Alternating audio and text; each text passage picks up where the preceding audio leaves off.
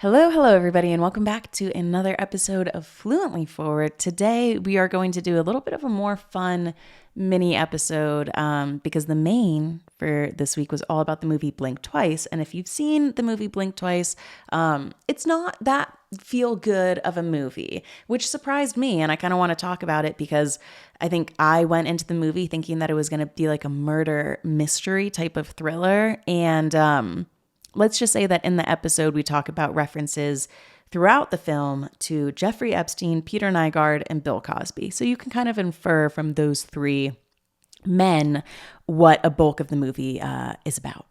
So anyway, to round things out, I asked you guys over on Instagram what kind of trending topics should we talk about that are a little bit lighter. And you guys brought up Chappell Roan, how she has been canceling some concerts and talking about fame and, the nasty abusive harassment stuff that comes with it, as well as Taylor Swift and Travis Kelce and the document that was leaked. Are they a PR couple that was going to break up September 28th?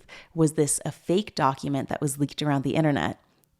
Saying that they're going to break up, etc. So we're first going to talk about Chappell Roan. We have done a public episode on her. I'm a huge Chappell Roan fan. I think she's got such a gift.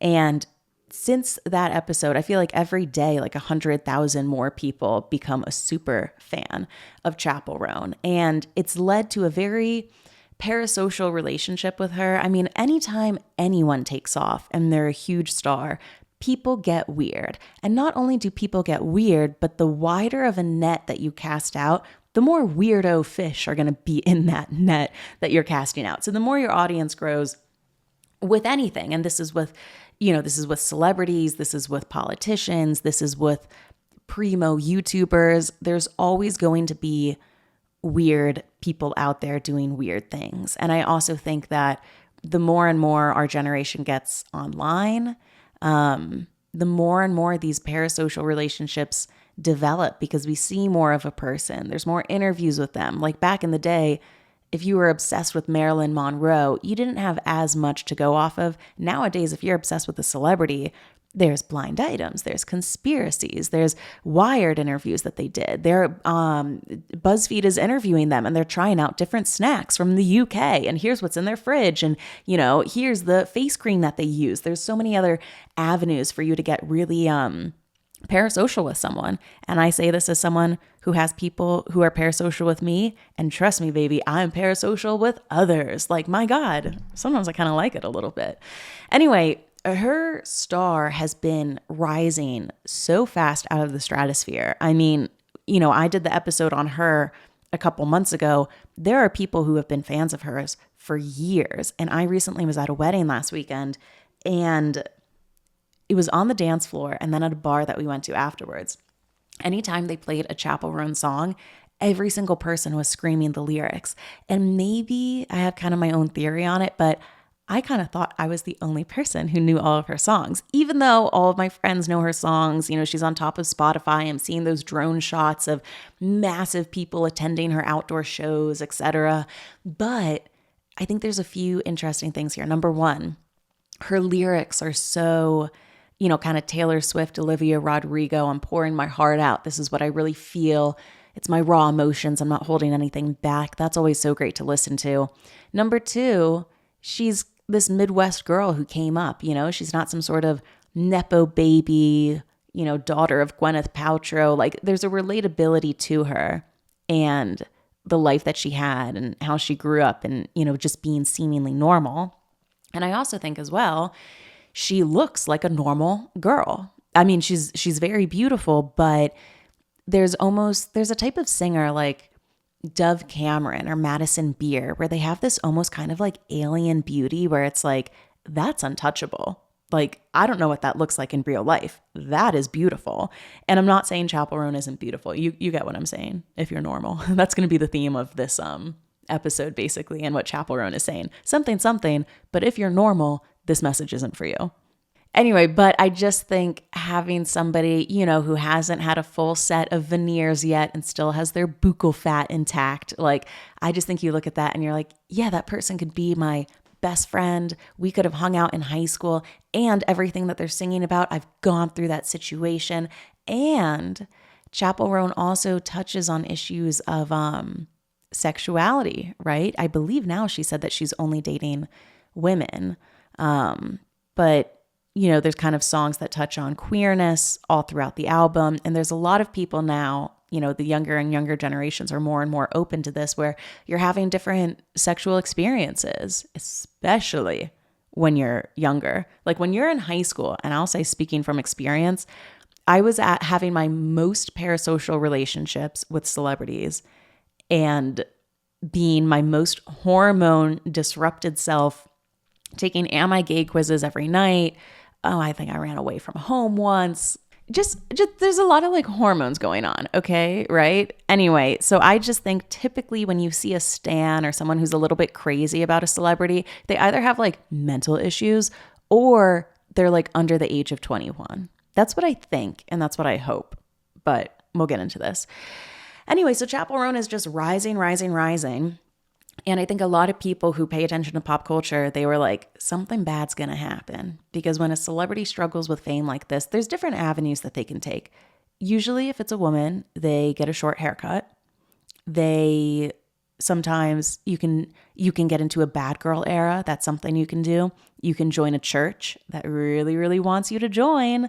You can join a cult that also really, really wants you to join, and they want to manage your money. Like there's a bunch of different things that people do when they're dealing with fame, because dealing with fame is so not fucking normal for humans. Like I will die on this hill. I think we should all even be a little bit less informed than we are. Like the amount of feedback and like voices that you hear, people who are like low-level YouTubers deal with something that probably like Roman emperors in the day, like people who ruled over countries, didn't have to deal with. Just the amount of feedback and noise, and like it's a deeply unnatural process for humans to go through. And I don't know how these famous people do it.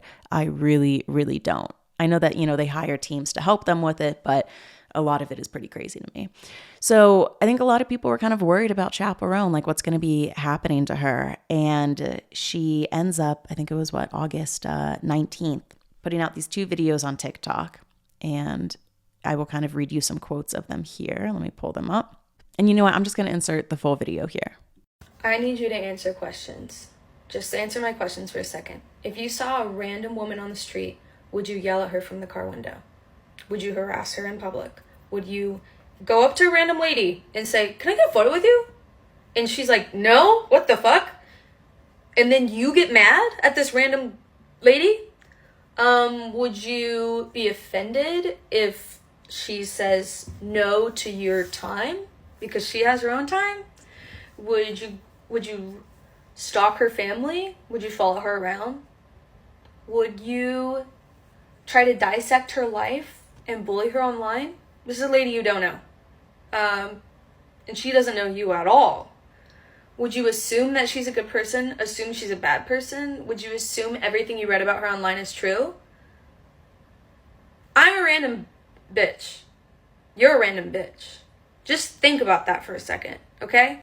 Now, the bulk of Chappell Roan's message, I completely agree with. People are weird, especially when she talks, I think it was in this video, about her family being stalked, her being followed around, her being bullied online, her having people yell things at her from the car window. All of those things are harassment, and they should never be done to anyone, whether it is, as she's saying, a random lady, or whether it's, I don't know, Jesus Christ who came back down to earth or something like that. Like the most well-known person to the most random. You shouldn't do it to anyone. That's basic human decency. Now, of course, there's different levels of humans.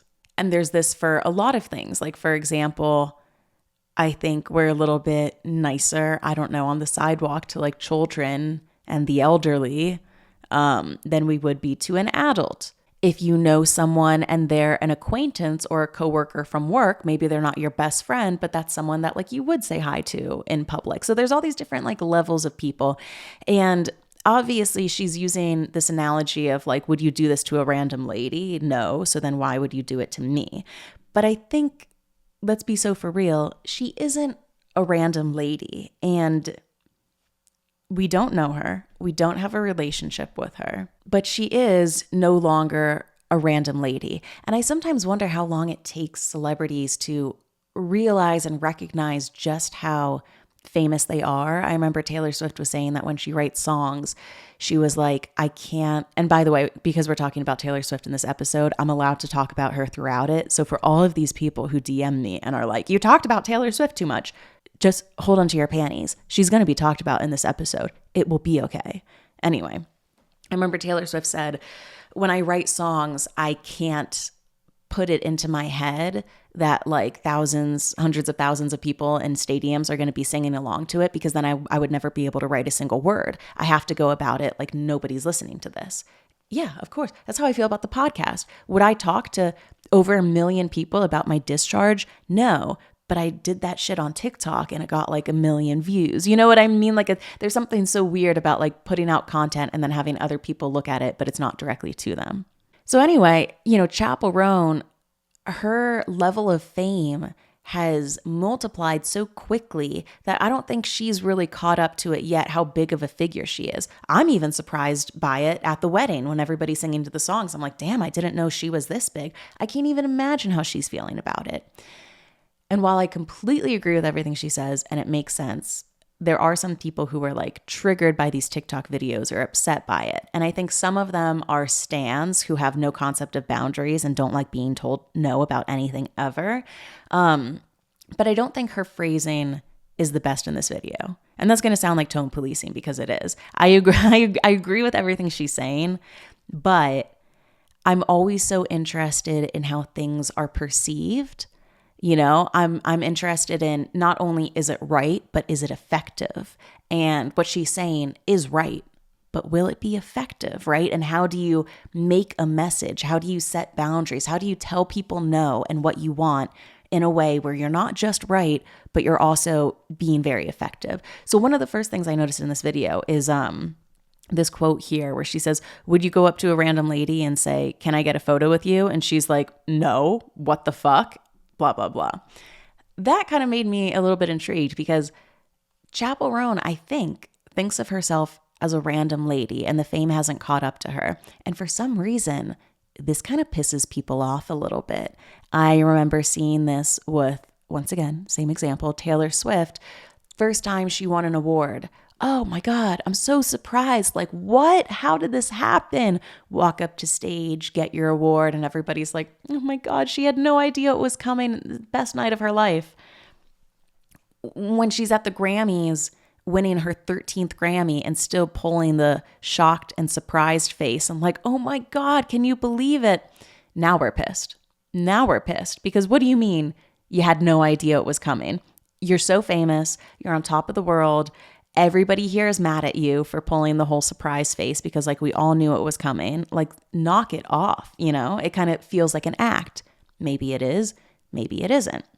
So I think Chappell Roan here being like, I'm just like a random lady. I'm like a random bitch.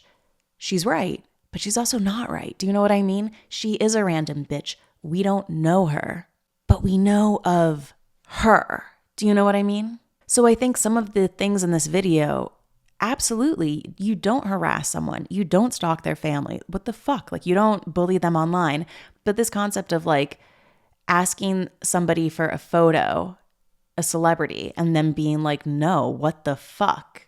I think that kind of is throwing people, because typically when I think of a celebrity, all the way back when I was like 7 years old, it's like, oh my God, if you're a celebrity, you have a bodyguard and you sign autographs and people take photos with you and you have a stylist and you walk on the red carpet. And it seems like to me, the areas of Chappell Roan's life are maybe not happening all at the same time. So maybe she's getting the level of harassment from people, people stalking her, all of that stuff. But because this rise to fame was so quick, she doesn't have the bodyguards and the awareness and the lessons of PR and the security team to watch out for her and all of these things. So anyway, let's watch the second video that she did here.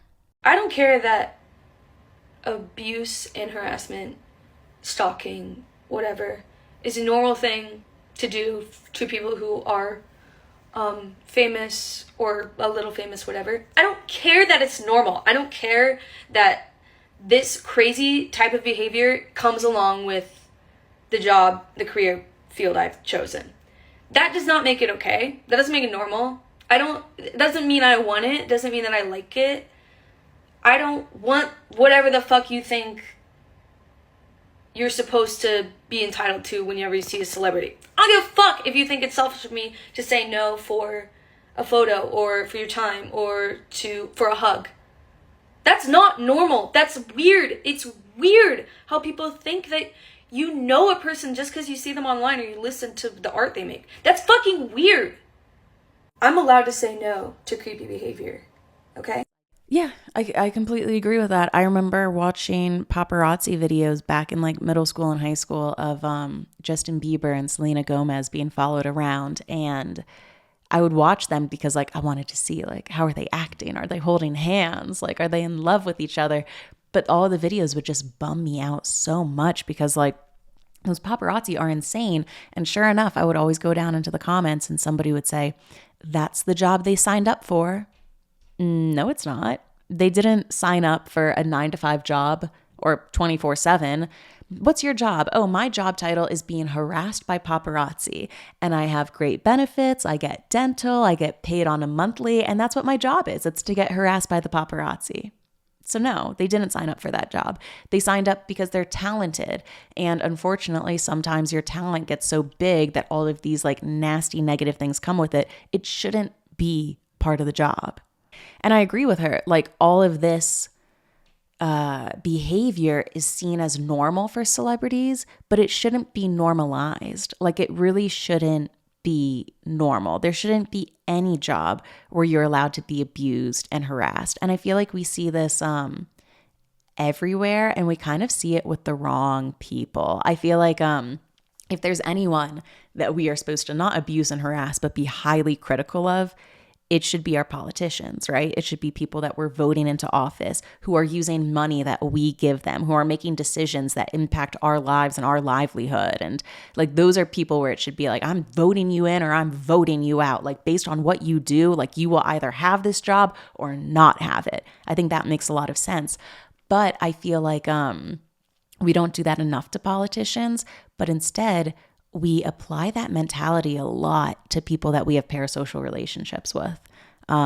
Whether it be Chappell Roan, whether it be your favorite YouTuber, you know, like I gave you this life by listening to your music and streams. Like I'm giving you what you want. So you now need to do this to fit my standards. You know, I'm listening to your podcast. So you need to say what I want you to say.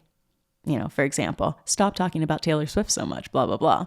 But what's really interesting about this type of mentality and this psyche is that it's never somebody saying, well, I'm going to stop listening to your music. I'm going to stop watching your YouTube video because I didn't like what you did. No, no, no. They stay around and they say, do exactly what I want. You're under my thumb because I listened to your music, Chappell Roan, because I bought a ticket to your concert. Now you have to act in the way that I want you to act. And it's weird.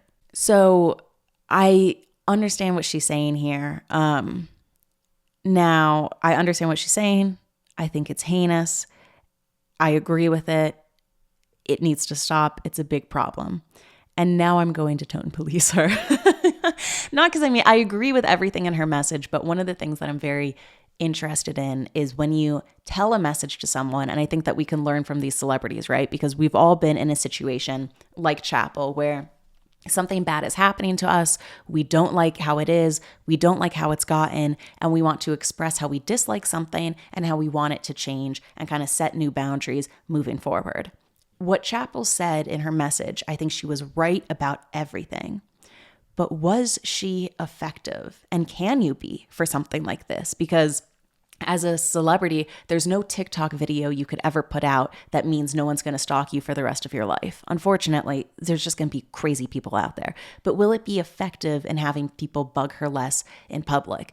Because the reception, most people thought that those videos, oh my God, we agree with Chappell. And then some people were like, I can't believe she would say this. It wasn't well received by a good number of people. So if I was Chappell and I were to do this differently, here's what I would say. And I'm not flaming her for the video. If I literally was Chappell, I would have made the same video she would have done because I would have been stressed out. I don't know how to handle this fame. My fucking family's being stalked. People are yelling things at me. I can't, go to buy a gallon of milk without having something traumatic and horrible happen to me. I'm upset. I would have made the same video. But because it's a couple weeks later and I'm not Chappell, here's what I think could be more helpful if a future celebrity does it, or if we ourselves need to speak about a situation to someone. A lot of news articles were saying that Chappell Roan was talking about her boundaries that she wants, and she actually wasn't. So boundaries are all of these things that are within your control. I only have 2 glasses of wine when I go on a first date. If I have work in the morning, I'm in home by 9 p.m. On Sundays, I don't look at my phone at all or respond to text messages, right? Like, I don't know. These are boundaries that people could set. And we kind of saw some of this with Jonah Hill, where he was like, here's my, remember that girl? He was dating the surfer, and he was like, here's my boundaries. You don't go surfing. Like, you don't take photos with men. You don't do blah, blah, blah. And it's like, Jonah, those aren't your boundaries. Those are rules you're saying for someone else. So Chappell Roan in those 2 videos actually was not setting any boundaries. She was telling people what they shouldn't do. Don't abuse me. Don't stalk my family. Don't ask me for photos. Don't come up to me on the street. All of those things, right? She's well within her right to ask, yeah, fucking don't stalk me, But it's not a boundary. So a boundary would be her saying, I don't ever take photos with fans. I don't ever respond when somebody uses my real name. I don't ever sign autographs. If somebody is too creepy or whatever, I submit them to the FBI. Like, that's my boundary or something like that. It's coming more from an I place. And I don't blame her for what she did. She's like in terror shock right now. All right. She's just putting out her feelings. But if you're ever in a situation like this, what I think is helpful is to say what your boundaries are, what you're going to do, and then what is good behavior and what is bad, and what you accept and what you won't. So I think somebody who might be like a well-meaning fan of Chappell might watch that video and be like, oh my God, like, well, if I see her, should I like avert my eyes entirely? Like, I don't know what I should do. Now, if you're normal, you probably know that you should just treat Chappell Roan like a normal person, right? But some people don't know this, okay, right? So Chappell could have said something like, these are things that have happened to me. They're scary, they're terrifying. Here's all the things that I don't like. And here's the boundaries that I have. I don't respond to people calling me by my real name. I don't take photos, blah, blah, blah. And here's what I do like as an artist. I love seeing fan edits that you make. I love when you come to my shows and you have signs. I love when you stream my music, and I love when you make up dances to it. And that makes me feel so great. And here's all the stuff that makes me feel like shit. Here's the stuff that makes me feel great. And here's my boundaries of what I will and won't be doing forever, because this is just what I do. And what I found very interesting is that Jewel, lovely Jewel, she made her own TikTok video talking about what happened with Chappell Roan and how she's also had her own experiences with crazy abuse. She said that when she was 21, she had her first experience with a stalker.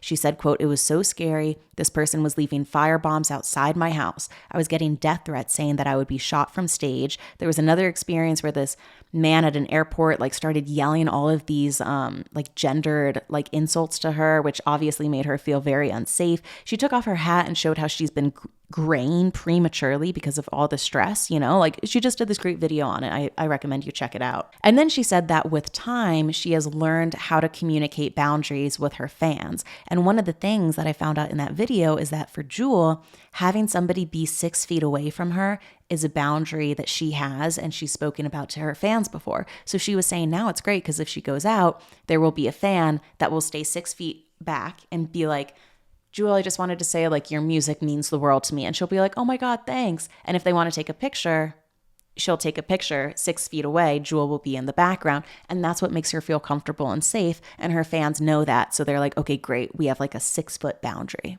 Now I could imagine in time Chappell Roan, and I'm not saying she has to do it now with the first video. She's just getting out her feelings and she's traumatized by like shit that's happened to her. But I think in time, I think it would be very cool for every celebrity to have that, like my list of boundaries. Back at one of the companies I used to work for back when I was doing marketing and health tech, we would do this thing. I forget what it was called, but each person would put together like a PowerPoint slide called like, please understand me or how to work with me. And each person would say, how it's best to work with them. I like being Slacked rather than being emailed. I hate being reached outside of office hours. If there's anything you have to say to me past 5 p.m., just schedule it to send in the morning because I hate getting emails after 5 p.m. I like working in teams. I like working best on my own. And it was so great because then if you were going to collaborate on a project with someone, you could look at their PowerPoint slide and be like, oh, okay, here's how it works. Like one of my things was I hate it when someone would message me, hey, and then I would be like, hey, what's up? And then 10 minutes later, then they would like tell me what the thing was. I'm like, I'm stressed for those 10 minutes. Just put it all in one message. Like I want to see what it is. Like, is there a fire to be put out? Are you asking me for something that you need a month from now? Like, anyway, whatever. But I think, let's think in terms of positivity. How cool would it be if this unfortunate moment of everything that's happened to Chappell Roan ends up bringing us into some sort of new world where each celebrity is like, here's the things I like and here's the things I don't like and like blah, blah, blah, blah, blah, blah, blah. Because I think if I saw Chappell Roan at this point in public, like if I saw Taylor Swift or Selena Gomez, I'd be like, oh my God, it's them. And I would stare. And then maybe, I don't think I'd ask for a photo because I'm always terrified I'd look ugly in the photo and then what's even the point of it, But I think I'd just be like, I love your song XYZ, like it's the best, you're the best, have a good day. I'd be like, oh my God. And then I'd text all my friends and be like, I saw them. But I think at this point, if I saw Chappell Roan walk down the street, I would be like, I'm looking at my shoe and I'm not looking at you and blah, blah, blah. Just because you don't know, can I say anything or would it be hurtful? So I think that idea of having a list of boundaries and what you want and what you like from your fans could be kind of cool. Now, I think something else that kind of soured some people on Chappell, some with good reason, some not, is that she recently canceled 2 dates from her European tour and then rescheduled another on very, very short notice. And she put out this statement. Due to scheduling conflicts, I have had to make the extremely hard decision to cancel my Paris and Amsterdam shows. I have rescheduled my Berlin show to September 23rd. I am so sorry and very disappointed. Frowny face. I promise I will be back. I'm heartbroken. Thank you for understanding. So a lot of people who had tickets for these shows were pretty surprised by the last minute cancellation, especially because some of these people had booked transportation, hotels, lodging to attend the shows, and the tickets were refunded. But if you booked anything travel associated, like you only have a couple days of notice, you can't really get your money back. And it was kind of vague, right? Scheduling conflicts. But then people were like, oh, wait a minute. Is this because the MTV Music Awards, the VMAs, is this because she's going to be performing at it and she wanted time to like rehearse for blah, blah, blah? And then a couple days later, she ended up sharing a photo of herself, practicing rehearsal for the VMAs. And it was on the date that should have been her Paris show that she shared this photo of her rehearsing for the VMAs. So a lot of people were upset. Somebody tweeted this, quote, she had to make sure European fans who bought tickets to her tour before she even became famous knew that she ditched them for an award performance she wouldn't have had the occasion to do if it wasn't for them. And that kind of racked up a lot of likes and retweets. It was a common sentiment of some people. Now, even that sentiment alone, we are a little bit insane when it comes to people. Like, we're just a little bit insane. The way that so many people nowadays view everything through the most bad faith lens possible, Like that tweet, she had to make sure that European fans who bought tickets before she became famous knew she ditched them for an awards performance. It's like, are you okay? Like, you seriously thought that Chappell Roan posting that Instagram story was her trying to taunt you and she wanted to rub your fucking nose in it, that like, oh, you yourself, you one person, you made me famous And I wouldn't have the chance to perform at the VMAs if it wasn't for fucking you. But now I'm famous, so I'm going to fucking rub your ass in it that I'm performing at the VMAs. And I canceled the concert. Why are you a fan of her then if you think that she's this psychotically evil? Like, of course that didn't happen. Of course she's probably upset. But I think, there was another tweet that said, there's not a single person that wouldn't cancel a 1,500 capacity show to perform at the VMAs. Shut the fuck up. It's true. Now, I see both sides of it. Obviously, if you bought tickets and you are one of her most loyal fans, I would be upset. And I don't understand why more artists don't do this. If I was Chappell Roan and it was only 1,500 people at that show, I would send them all some sort of Zoom invite or Moment House. Like, there's a bunch of these platforms that do it. And I would be like, I'm performing at the VMAs, but I'm so sorry to everyone who has the ticket. Here's a link. Join me tonight. I'm going to be doing a little acoustic set at home just for you. I'm going to answer some questions on the live, and I'm going to be like, look, I refunded you your tickets. Here's a little digital concert. I'm so sorry about it. I hope you understand. Like, it breaks my heart, but I will be back, and we're going to do something extra special for the shows. I don't know, just something like that, right? Anyway, so then she was accused of being passive aggressive because she reacted to her fans being disappointed in an Instagram comment. She said, quote, "I'm very sorry." Frowny face with a tear. "I explained why I canceled, and I know it sucks, but hopefully people can understand," with a heart. "I promise I will be back soon. XOXO. I will say she didn't exactly explain why she canceled. She said it was scheduling conflicts. And then, I just think a sentence of like, it's not at all that I want the bigger stage. It's just that this is a once in a lifetime opportunity. I will be making it up to you. We're going to do XYZ. I appreciate you more than you know. I don't know. I would have done just a little something, but that's just because I think that it's a small ask to do. Maybe it's a larger ask for these people. I don't know. Send them a little bit of merch. Anyway, and now it's even more drama because she canceled tickets to this upcoming show in Tennessee because she said that the tickets were bought by scalpers or bots. And then she put up a link to a special Ticketmaster page so that way people who actually want to come can purchase the recovered tickets. And she's trying to do it the right way. And even just reading about all of this, like, I'm stressed out for Chappell. I'm overwhelmed because here's what it is. When you are a small artist, you have small problems. And when you are a huge star, you have huge star-studded problems. And we just live in this Hollywood world. You just kind of wait to see how long somebody gets corrupted because how can they not? Like there's no way you can please everyone all the time and try to do things the right way. And I feel like, I don't know what the exact right number of fans is where you don't have to compromise your morals. But I feel like it's going to happen now for Chappell. Now's the time where you have to decide, am I going to be a Taylor Swift? I love my fans. I'll take photos with you. Be as parasocial as you want. It's totally fine. Or are you going to be more of a Doja Cat? Stop being fucking weird and get away from me. Like you have to pick a lane. There's no nuance when you're a huge star. So you have to pick a lane. You have to decide, are you Blake Lively with your hair care and your merch, or are you Zendaya and Adele where you drop something once and then you disappear for a couple of months? What type of star are you going to be? What type of parasocial celebrity are you going to be? Are you going to care mostly about the money, or are you going to care mostly about the fans? Well, you probably want to care about the fans, but now the fans are starting to attack you and you kind of need security and bodyguards. So you have to care more about the money so that way you can afford the security and these bodyguards. And there's all these little compromises you have to make that then lead to these celebrities just being so demoralized with the industry, not caring about the craft that they love that got them there in the first place. And I understand it. So, anyway, a lot of different things there. I feel bad for Chappell. I hope that everything's going to go okay. And the messy part of me is now excited because god damn, baby, the VMAs are going to have Sabrina, Camila, Sean, Chappell performing. It's going to be a fucking hot mess. I have book club that night, but I'm going to try and come late to it because if you're a member of Patreon, and you don't even have to pay money, you can sign up to be a free member of Patreon.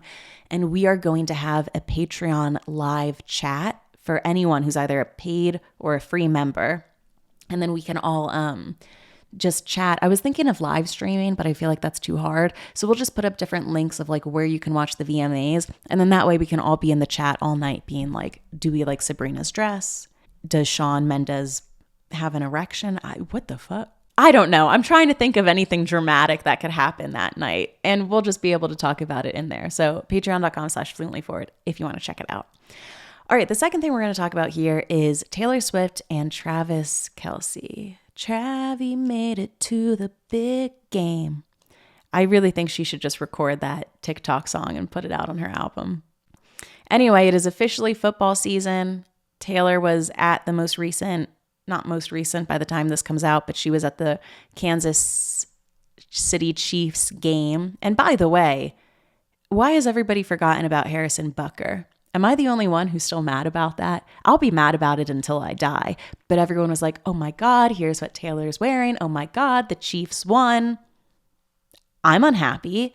I don't like Harrison Butker. I hate the whole fucking team now. I don't like Brittany Mahomes and how she's like endorsing Trump now. I don't care if Taylor Swift is showing up wearing boots. I'm not happy for the Kansas City Chiefs. I'm going to be petty about it until Harrison Butker is kickered off the team. But anyway, whatever. Taylor showed up at the game. She was wearing, you might have seen it, these like big red leather boots that people were saying might be a nod to Reputation coming out. Everyone always thinks Reputation's coming out. It has to come out soon, but like we're getting a little bit obsessive over it. And then she wore this like jean corset top with jean shorts. And she definitely had some sort of, I'll try to throw up a photo here if I remember in editing, but she definitely had some sort of filler, puffiness, something's going on with her face. Something was going on. I mean, of course she still looks good, but something's going on, you know? I do believe she got a face. I don't know why I'm being so crazy and unhinged right now. It's because I'm in my bathrobe. But I do believe she got some sort of facelift at one point, because her face was a little bit more like rounded and like softer when she was in Folklore and Evermore. And then for me, when I noticed it, it was when she came to SNL and she did the Three Sad Virgins episode, or the song or whatever. Three Sad Virgins, yeah, with Pete Davidson. And her face was kind of like smoothed back and tight. And I don't know why, I'm not a plastic surgeon. I just thought she got a facelift.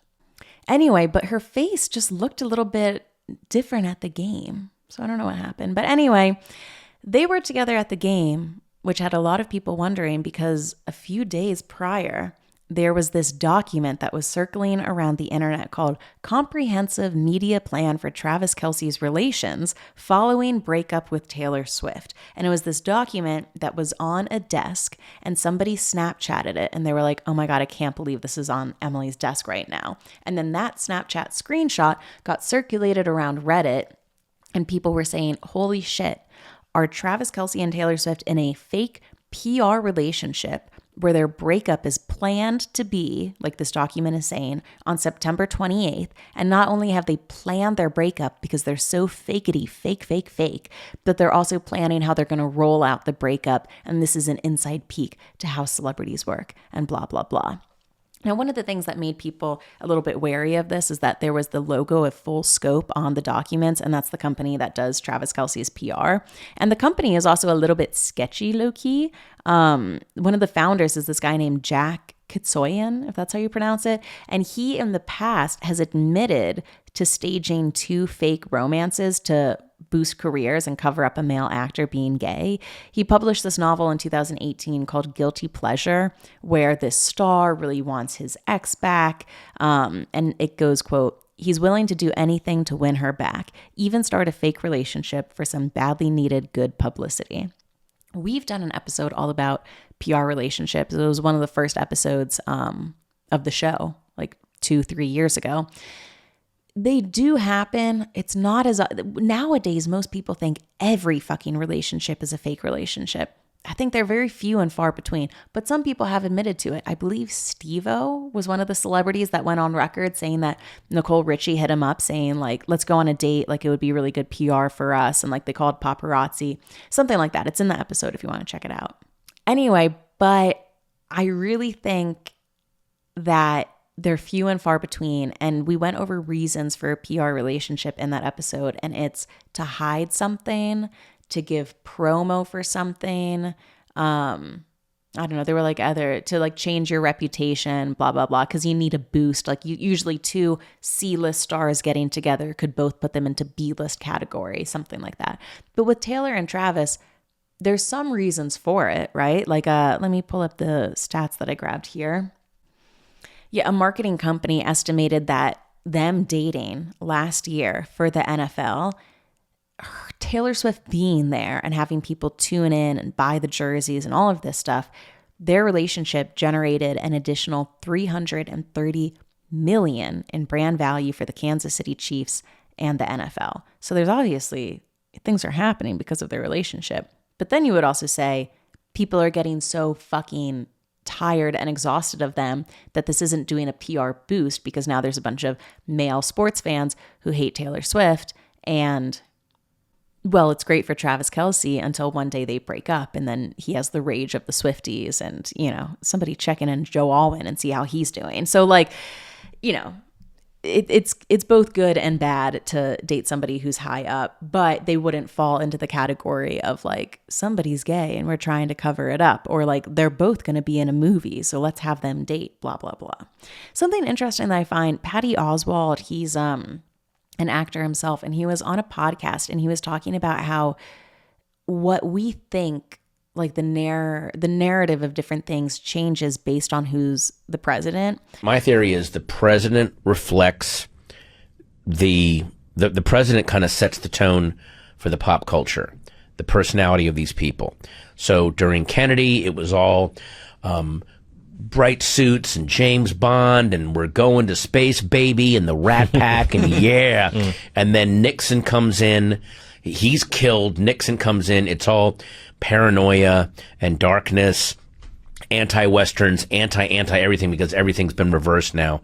Post-Nixon, it's all even more paranoia. And then with Jimmy Carter, it's all about, we're beautiful losers. Damn it, we stick to our guns, even if we lose. Rocky, the Bad News Bears. We go that we might not win, but damn it, our hearts are right. And then Reagan was a rejection of that. No, it's Rambo. We win. You know, and then Bill Clinton comes in. It's all post-ironic, you know, Pulp Fiction, characters quoting other things. It's all meta. George Bush comes in. It's 9/11. It's suddenly torture. And we gotta turn to the dark side because we're all terrified. You know, so it's movies like Saw and shows like 24. And then a Barack comes in and it's all superhero movies because at that point we had so much horror. I want something superpowered to come out of the sky and fix everything. I want someone with a magic ring or super strength to fix everything. And then he said when it was Obama, it was all about hope and it was Marvel movies and superheroes and people saving the day. And then when it was Trump, it was all nothing's real, everything's a lie, this is all fake, nothing can be trusted. I'll try to find the quote and add it in the show notes, but it made a lot of sense to me when he was putting it all together. And I was like, yeah, we're so very distrustful. I also think that COVID had a lot to do with that. Like everybody went insane, but we're now seeing it in pop culture, not just with conspiracy theories and blind items, but people always saying, well, this is PR, that is PR, that's fake, this isn't fake.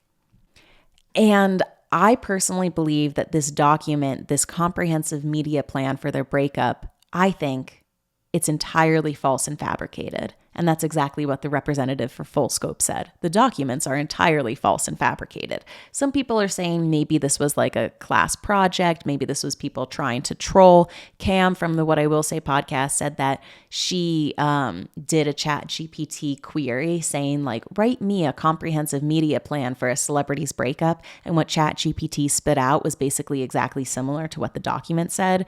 And there's different references in it too, where like, they say Travis will announce something on his website, his personal website. Okay, he doesn't have a personal website. And also, no celebrity has ever announced their breakup on their personal website. That's like ChatGPT gook. I also think too, it's so tantalizing to have this idea of a fake celebrity relationship and they sign on the dotted line and it's a contract and money changes hands and it's all fake, but we're in the know and we know about it. If contracts like this existed, Snapchat, Reddit, social media, it's been around for longer than this year. If contracts like that existed, that would have been snapped and shared to the internet much longer ago. Now, do I think that comprehensive media plans for a breakup exist? I do. I definitely do. I don't think that they would be printed out and like lying around the office. I think it's more so some sort of formula that each publicity company has where it's like, if we break up, here's what we do. I believe that couples probably wait a little bit to have another couple announce their breakup and then slot theirs in after. We see that happen so many times with celebrities where maybe they break up in May, but then they wait until August for, a big A-list celebrity couple to break up. And then it's like, oh, and by the way, we also broke up too. So that way there's less heat on it. I think that happens. I think that they all put out some sort of bullshit version of it's schedules and we just couldn't find the time, but we hold each other in the highest regard and like blah, blah, blah. They never say what the reason is. They always do some sort of word salad around it. So I believe that's part of the formula, as well as waiting to tell people about your breakup until it's most advantageous to you. But do I think that they're in a fake relationship and a breakup was planned for September 28th and somebody just happened to see the plan of that on a desk and posted online? I don't. I just think, like Patty said, distrust is at an all-time high. People are so excited to uncover something that's not real and try to pull the wool out from over our eyes because I get it. We're frustrated. Like things aren't going well for a lot of people.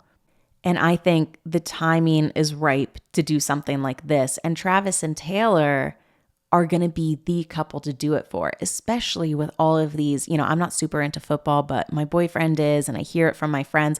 Everyone's saying more and more like the NFL is fake. They call certain plays. They're doing this, they're doing that. I'm not super plugged into it, but you already have that going around with the NFL. They're shooting to Taylor all the time. I think they shot to her 5 different times in one of like the highlight promos that they did for, I don't know, this upcoming football season. And I do have to say, I think that's egregious. Anyway, so people are kind of pissed off and curious. It's the perfect storm. I think somebody personally, egg on my face if they do break up September 28th, but I think that this is a fake thing somebody put out. So I just think it hit people at the right time, and I think that's why it spread so much, is because anything in this category is just going to take off and run. And I will say about Taylor Swift in the NFL, I understand that like you throw the camera to famous people who are there because it gets people a little bit like, oh yeah. But I will say I went on the NFL's TikTok and one of their posts was like the video of Taylor Swift walking in and her outfit. And of course that has more views and downloads than other things. If I was the NFL, especially with this new influx of Swifties, I would just start a second account called NFL Entertainment. And there I can post about all the stuff that like the girlies want to see and all of the celebrities and all of like the NFL references and like stuff that the cheerleaders are doing. And then I would just keep NFL to just be sports stuff. Like some people hate on Taylor Swift egregiously, but I understand it. Anyway, so that's just what I think they should do. But also, I have complicated feelings about it. I'm just still pissed off about the Harrison Butker stuff because everyone's like, it's so exciting that like girls and like Swifties are like getting involved in like sports and like supporting the Kansas City Chiefs now. And I'm just like, I'm still pissed about Harrison Butker and I will not be supporting them. Fuck that guy. Anyway, so do I think that the document was real? I personally think that it was faked. Do I think that media plans exist for celebrity breakups? I do, but I think that it's kind of more of a formula that they slot people into. Do I think that their entire relationship is fake? I don't. I think that it's real. Do I think that they'll be breaking up soon? I couldn't tell you. I really couldn't. With a gun to my head, I think it's 50-50 chance they break up soon or they get engaged. I don't know why. I just kind of see it. So let me know what you think about all of this. What do you think about Chappell Roan? Her speaking out about this abuse and harassment that she's facing with fame, canceling her concerts? Do you think that this is something every celebrity has to go through? Do we think that maybe this is going to be like a pivotal moment where we're going to kind of change how we treat celebrities? And what do you think of the Taylor and Travie documents? I'm curious to hear everybody's thoughts. Thank you for hanging out with me, and I will see you next week for another episode of Fluently Forward. Bye, guys.